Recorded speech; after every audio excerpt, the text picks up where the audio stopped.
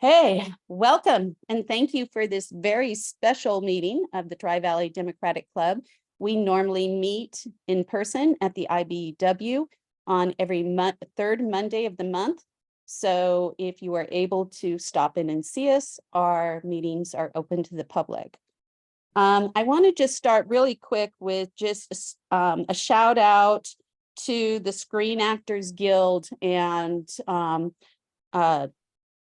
what is it? It's actually two union. It's the Screen Actors Guild as well as the radio and communications special or personalities are all on strike. And after seeing the Indiana Jones movie this weekend and AI used to make Harrison Ford young, you can see how they have to protect themselves from future revenues or the ability to collect future revenues in their own likeness, protecting their likeness and their skills. So big shout out to the union. I support them personally. I hope that they get the deals that they deserve. Tonight, we have a very special guest speaker, Barbara Lee. She has been a strong progressive voice in Congress since 1998. She has dedicated her career to social and economic justice, international peace, and civic and human rights. Congresswoman Lee is a member of the House Appropriations Committee, which is an extremely powerful committee in Congress, and ranking member of the Subcommittee on State and Foreign Affairs. She's a member of the Congressional Pro-Choice Caucus, vice chair and founding member of LGBTQ Equality Caucus, co-chair and co-founder of HIV/AIDS Caucus, and the former chair of the Congressional Black Caucus. Without further ado, I would like to introduce to you from California's 12th Congressional District, the Honorable Barbara Lee. Well, thank you. It's really good to feel like I'm at home with you tonight. I'm here in Washington, D.C. It's about 9 o'clock and we're still debating and voting. So I ran home. Of course, the defense budget is up, and that's a no-no for me. Spending levels $800-some billion. Long story, but anyway, I'm really happy to be able to take this break and be with you. And Jackie, thank you for mentioning the Screen Actors Guild and the struggles of our labor unions right now and our workers. I was on the picket line actually with the writers union because they've been out also. And so I think this is a really important moment in history where the hotel workers unite down in Los Angeles, unite here. They're on strike, or they were and probably going out again. And so we've got to unionize California, and that's the movement that is taking place now because there's so many backward kinds of efforts that the MAGA extremist Republicans are engaged in trying to union bust and try to really make unions extinct. And that's been the primary path though to the middle class, and that's through our labor unions. And so I'm really happy that you all are right on board with them. I thank you for giving me a chance to be with you. I hope you know I'm running for the United States Senate, and I have represented the 12th, it was the 9th and the 13th, now the 12th Congressional District since our beloved Ron Dellums retired. And it's been quite a journey and a moment in my life to be able to really fight for progressive values, progressive policies, being able to really educate a lot of members of Congress with regard to the issues around national security, foreign policy, and how they relate to our domestic priorities, and try to reorder our priorities, funding priorities, as a member of the Appropriations Committee. And so this is the experience that I bring and more to the campaign to explain to people and to tell people why I want to represent them. I hope that my work has been worthy of your endorsement. I was a cheerleader at San Fernando. I'll just briefly tell you my quick little story. When we moved, I was born and raised in El Paso, Texas, in an immigrant community. My dad was in the military, in the Army, served in World War II. He was part of the all black battalion, 92nd Battalion, serving in Italy, supporting the Normandy invasion. Of course, came back to America and couldn't buy a house because he was Black. And, you know, the military had not been, I mean, I wasn't born then, but the military wasn't desegregated when he was in World War II. Then he was in Korea, served in Japan, and he retired a lieutenant colonel from the Presidio. My mother was one of the first 12 students with the NAACP. She was a plaintiff with the NAACP lawsuit that integrated, then it was Texas Western, now it's the University of Texas at El Paso. She was the first Black woman civilian to work at Fort Bliss, Texas. And we were raised, again, in an immigrant community, but in a community in Texas that was very segregated. I had to drink out of waters only, colored only water fountain. Public schools were segregated. And so my mother and grandfather and family said no more segregation for us. So they sent us, instead of going to the Black school, which was really an excellent school, they said, no, it's segregated. You're going to Catholic school. So I went to Catholic school. My sisters and myself, we were only two girls in Catholic school, St. Joseph's, for 8 years. So then we moved to California, to Southern California, the San Fernando Valley, lived in Pacoima. And this story that I'm telling you right now is really relevant for today in 2023, because I wanted to be a cheerleader. And there was a selection process that would not allow me to get through that selection process because I didn't meet the criteria and didn't look like what a cheerleader should look like. They would not let me do that. So I went to the NAACP. I was on work study and said, look, and I was 15, want to be a cheerleader, but I can't because I don't meet the selection criteria. So the NAACP looked at what was taking place and they helped me. They helped me organize the student body. There was a lot of pushback, and the administration, and there was a lot of pushback, but we finally got them to change the selection process to an election.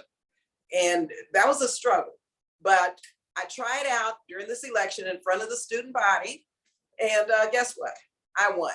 I was the first Black cheerleader at San Fernando High School.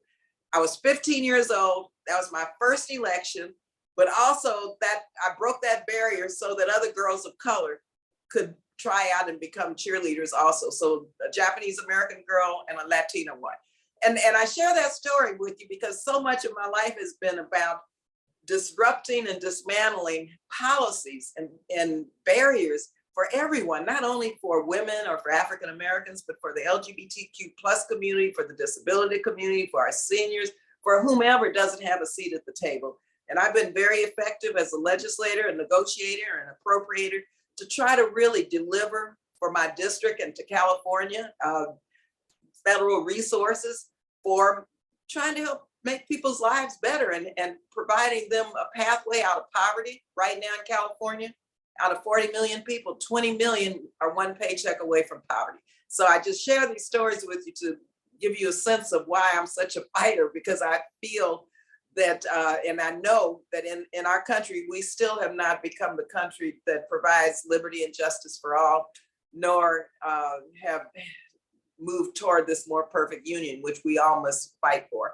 So thank you again. I look forward to your questions and really appreciate you being with you, and hope I have earned your support, because we're going into the Democratic Party convention in November, and delegates mean a lot to me. I'm a party person. I've been with the party since Shirley Chisholm convinced me to be a Democrat and convinced me to register to vote when I was a student in Mills College. So thank you again very much. Really appreciate being with you. Thank you. Any questions from members or non-members? This is open to anybody on the Zoom call. You can raise your virtual hand. It should show, I believe, under the reactions on your Zoom. And I do see a question from Ellis Goldberg. Of course. Of course, you always expect that. Thank you very much for coming to our meeting, Congresswoman Lee. We all are political junkies here, and I have a question that has to do with the foreign policy committee that you're on. Zelensky wants into NATO. Putin says no for Ukraine and NATO. In fact, has That seems to be his motivation for invading. Biden says, wait until the war ends, is the implication. And he's showing strong support. On the other hand, Trump, the other candidate, says he would stop support for Ukraine. Doesn't say that in so many words, but says he would be ending this in 24 hours. He would pull the plug on Zelensky. Putin may wait out the election to see if Trump gets elected. And the underlying thing is the 2024 election is about both democracy and Ukraine. Many people would say is the same issue. Abortion, probably. Well, leave out abortion. Okay. What are your feelings on this? Do you agree that Putin may wait out the election waiting for Trump? Well, I think so. First of all, a couple of things. And I've been to Ukraine, Poland, Lithuania, Moldova, Georgia. You know, I have a good sense of that region in the world. And I know that these democracies, you know, are fragile, and that Putin this is an aggressive war against Zelensky and Ukraine in moving on to try to get into, you know, to try to tamper with and topple the democracies in that region. And it's not connected to the efforts here in the United States that are eroding our democracy. And so I believe that well, first, I think we need to support Ukraine and the Ukrainian people, because it is a war, but I am not supporting the effort to provide for cluster bombs. But I think that Putin knows that Donald Trump is his friend and his ally. And yes, I think that Putin would want this war to continue until, God forbid, Donald Trump is the president. And we have to make sure that that does not happen. But I said that I don't see this not connected to what is taking place in our own country, because Donald Trump and the MAGA extremist Republicans, when you listen to them and when you see how they operate, it's not unlike what is taking place as it relates to Putin. And so it's very scary, it's very dangerous. And I think that we all need to really be aware of what is taking place in Ukraine and how it connects to what is happening here in the United States, and especially with a possible election of Donald Trump. Thank you very much. From two people who are half Ukrainian. We were both born in New York, but Ancestors. ancestors. Her father was born in Ukraine, in Kiev, and both of my grandparents were born in, they thought it was Russia, but it turned out to be the Ukraine.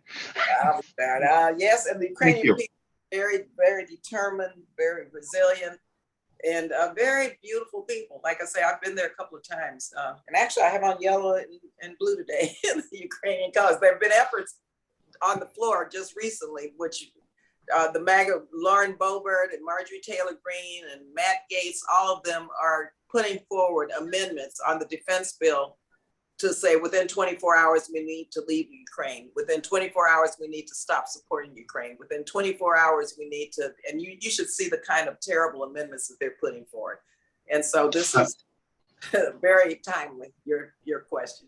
I watched them on YouTube today. Thank you very much. Yeah. God, it's scary. I will ask the next question. You kind of halfway answered it with, I know you do not support the cluster bombs. What do you say to folks that say because it's within Ukraine's own border that somehow these weapons can be safely used? I don't know what they're saying. What do you say to people that are pushing, even the progressives, for the cluster bombs in Ukraine? Yeah, I say there are no safe cluster bombs. I know what a cluster bomb is, and I know the bomblets that may or may not explode once they land. And I do know that civilians have been killed. Landmines, look at Southeast Asia, we're still dealing with landmines, with bombs, cluster bombs. And so, you know, we have to support the Ukrainian people. The Defense Department has a menu of missiles.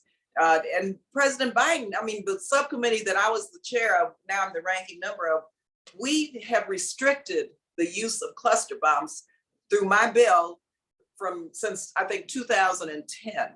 The president had to come to get a waiver, which he did under the Foreign Assistance Act, to be able to use cluster bombs. And that says a lot about the danger that it poses. Secondly, over 120 countries have banned cluster bombs. This country needs to be part of the UN Convention on Cluster Munitions. Russia's not a party to the convention, neither is Ukraine, neither is the United States. We've been pushing for years to get them to become members. And so, yes, we have to support the Ukrainian people, but there's a line, and Zelensky, but there's a line you should not cross in this war or in any war. And that's the use of nuclear weapons, the use of cluster bombs, which can kill civilians. And it's a known fact that that's what happened. And so some progressives support it, but I tell you one thing, we have quite a few moderates who oppose it. Abby Spanberger from Virginia, Abigail, she opposes it. Christy Houlihan, who was in the military from Pennsylvania, she opposes the use of cluster bombs. So it's a very interesting kind of coalition that's pushing back. And understanding the president was very deliberative and was struggling with this decision. And I say all the time, I think he has managed this war properly. He hasn't crossed the lines that I don't think he should cross, because we cannot get into a conflict directly with Russia. But this use of cluster bombs is troublesome. It bothers me. And I've actually asked the administration to reconsider, but they're not. They're going ahead with it. My other question is in regards to the Senate and some of the stalling that's going on. Tuberville in the Senate is holding up a It doesn't whole even lot. say it's our computer. Okay. And anyways, what can you do as a senator once you get in there to help? I mean, can one person just hold everything up like what he's doing forever? I guess my question. Well, first, this has nothing to do with the filibuster, but we've got to end the filibuster. That's the first thing we must do. But yeah, in the Senate, the rules, this is a rule. They have different types of rules. And you can look at it in a different way also. I mean, what he's doing is downright wrong, because he's doing this, and it has to do with women's reproductive freedom. And it's a terrible thing that this man is doing by holding up, the appointment process for the military. Progressives could do that also. I mean, Senator Sanders, he's holding up a couple of issues because of the whole issue around prescription drug pricing. And so that rule can be, applied one way or the other. But I think you have to be very careful within the rules of the Senate to know that when you go out there, because 1 of 100 is very powerful. And I would use the 1 of 100 in terms of furthering progressive causes or trying to raise the alarm so people in our country would understand an issue that's taking place. I would go down to the well and talk about it and hopefully be able to help organize from the Senate public opinion. And I think that's what's really unique about the Senate, because as a member of Congress or a member of the House and hopefully a member of the Senate, I'm not just a legislator or an appropriator or a negotiator. I'm an activist. And I think it's my job to wake up the public about what is taking place here in Washington, D.C. And you can use that megaphone. You have a big megaphone in the Senate to be able to use it. But I wouldn't hold up appointments, and I wouldn't hold up what is really essential to either our national security or to people's livelihoods or to what is taking place, in the country that would really hamper and hurt people. Hey, and Richard, I believe there was a question from the chat. I wasn't following. Did you have that for us? Sure, I can read it. Sharon has a question in the chat. Thanks, Sharon. Sharon asks, Congress member, you're running for U.S. Senate. What sets you apart from the other candidates for that office? I think what sets me apart from other candidates is I've been a progressive in my history of fighting for progressive values and policies has been a long history that people can look at. Young people, 49 and under, all the polls show that they support me more than any other candidates because they've learned a lot about myself in terms of where I stand on issues and what I've done, and they trust me. And I think that's one thing that people can do. I have a record of getting the job done and delivering for not only my district, but for California and for the people throughout not only the United States, but throughout the world.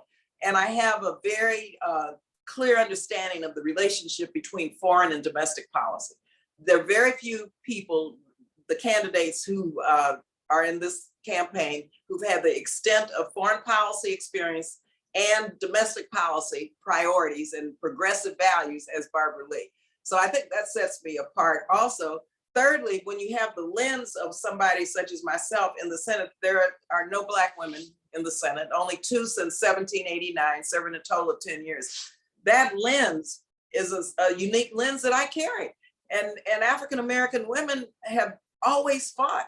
I've always fought not only for the Black community or for women, but for everybody to have a seat at the table. And so there's a way that, I don't want to say I operate, but a way that the way that I work as a public servant to put coalitions together, to bring people together, to raise their voices with one voice on progressive issues. I don't think the other candidates can do that. And finally, I'll just say, I know one of the candidates, I mean, I voted against the authorization to use military force. I was the only one. That was an overly broad authorization that set the stage for forever wars. I voted against the Iraq authorization. Actually, I'm close to repealing that now after 20 years. One of the candidates, supported that authorization. So there are a lot of distinctions, but I think what's important is that people get to know me, know who I am, know what I have not only done and how I can relate to people's daily lives in California. I mean, look, I was on public assistance. I don't think any of the other candidates were on public assistance. I raised 2 little boys as a single mom on public assistance, food stamps, and Medicare. I fight for growing the middle class, but also for working men and women and for the poor and for low income people.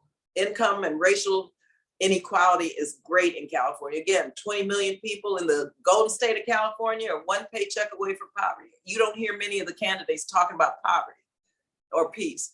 So I think, if you look at my record, hopefully that's what you'll do and base your decision to vote for me and help me based on hopefully what you think I bring not only to the Democratic Party, but to California and to the country and to the planet. Thank you so much. Unfortunately, we do not have time for any more questions. We have the Congresswoman only for a limited time. As she stated, she's still working back in Washington, but I will go ahead and open it up to you Sure. if there's any closing statements you would like to make. Listen, I really thank you, first of all, for giving me a chance to be with you, but I just want to say a couple of things about my vision. I want to be able, and I hope and Gen Zers are really helping me and supporting me, that I'm running in this race, not for myself, but for our young people and for the planet, and to make sure that we have an intergenerational coalition of members of the Senate who really have young people at heart, who understand the climate crisis and the dimensions of the climate emergency which we're in, and who really has a perspective on broadening that debate to include environmental justice. Also, someone who really understands the world in which we live and can push back, even when I'm the only one, on my own party, if I think my own party is doing something that's wrong or unconstitutional or that's against the will of the people. And so I hope you look, again, if you don't know me, look at my record, give me a call. If there's anything you need to know more about, feel free, because know that I'm very transparent, would love to talk with you, but also I would love your support and your help in this campaign. Thank you so much. And your website has been posted in the chat, and Hayden has also posted in the chat a Google Doc that has been shared if you are interested in assisting the Congresswoman in her goal of being U.S. Senator. Please sign up in that Google Doc and help out. And for those who don't know the Tri-Valley Dims, visit us on trivalleydims.com for more information about some of our upcoming events. Thank you so much. And Thank you, Jackie. Thank all of you very much, and really appreciate your activism and your, really making our Democratic Party be the type of party we all can be proud of. So then, really good being with you. thank Like you. I feel at home as I go back to the Capitol to do battle on this defense budget. Take care. Thank you so much. And Okay, bye-bye. with that, I'm going to end the recordings right now. Thank you so much. Okay, bye-bye.